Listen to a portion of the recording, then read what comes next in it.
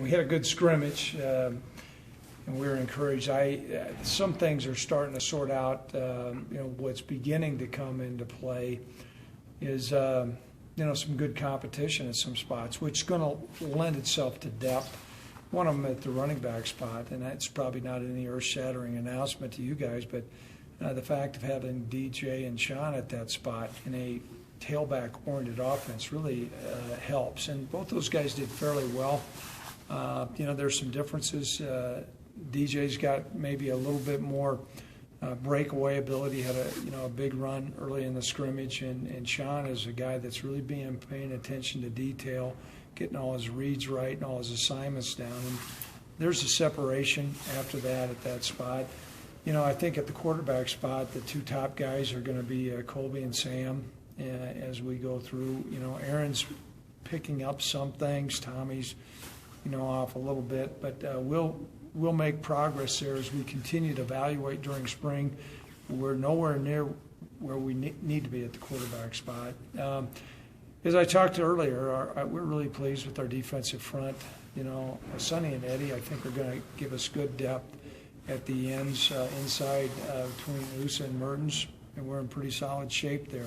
But I named off 4 guys. As you play defensive line in the Mountain West, we're going to need to develop that, and whether we can have some incoming freshmen help us out there or develop some guys within our football team is going to be important. Thought our receiving corps played well, and we're encouraged about that. And so I did some good things in the kicking game. I've been working with Stu as far as with his field goals and his extra points. So that's kind of where we're at from the scrimmage. I think after next Saturday, I told Tim on Sunday, we'll go ahead and release a depth chart to him. I don't know if you guys want to get the information on Sunday, if that's helpful at all, but we'll have a depth chart that'll still be fairly fluid. We'll look at the spring game, but typically a spring game is more along the lines of just getting the guys a feel of what a game's like as opposed to really hard evaluation. So, after the next scrimmage, we'll kind of have what we have going into fall camp, and so we'll keep you abreast of there. So at this time, I'll open up any questions anybody has. Craig, I know with a couple, like you mentioned, those offensive linemen, are you worried about where the depth is heading there, and where do you think the offensive line is as a whole right now?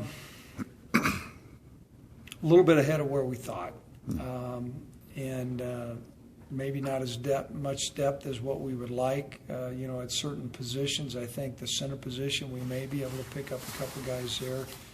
We're thin at the tackle spot, but that's going to be a critical portion. Not only, obviously people talk about the running game, but the pass protection as well. Well, we have what we have. You know what? And the thing that the guys have, there's a want-to there to play well and to get better.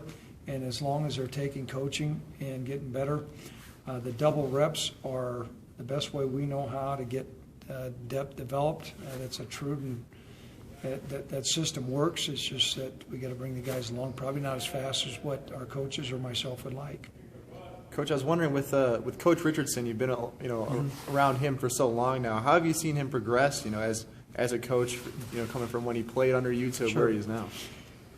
It's been great to see John. And John came as a junior college player and really understands the finer points of playing corner because he didn't have blazing speed, but he played very well, so utilized his technique well. He's got a great EQ. When I say that, he's able to relate well with people.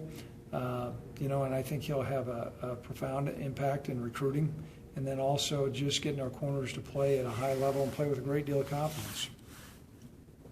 Any other questions?